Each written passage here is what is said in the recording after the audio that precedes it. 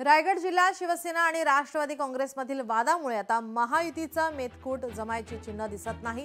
तरीही नगरपालिका निवडणुकीसाठी एकत्र येण्याबाबत शिवसेना अजूनही आशावादी आहे। महायुती म्हणून एकत्र आलो तर जिल्ह्यात विरोधकांना फारसे स्थान उरणार नाही, पण वेगवेगळे लढण्याची भाषा कुणी करत असेल तर जनता त्यांना त्यांची जागा दाखवून देईल, असं सूचक वक्तव्य मंत्री भरत गोगावले यांनी केलंय। युती झाली तर ठीक आहे आणि नाही झाली तरी ठीक आहे। आम्ही आमची तयारी केलेली आहे, परंतु भारतीय जनता पार्टी आणि आमचे विचार चर्चा चालू आहे।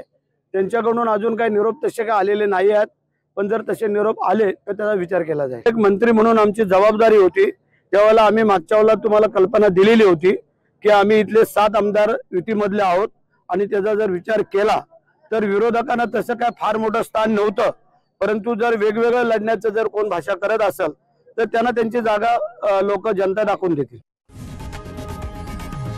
लोकशाही मराठी ऐका, पहा, जागरूक रहा।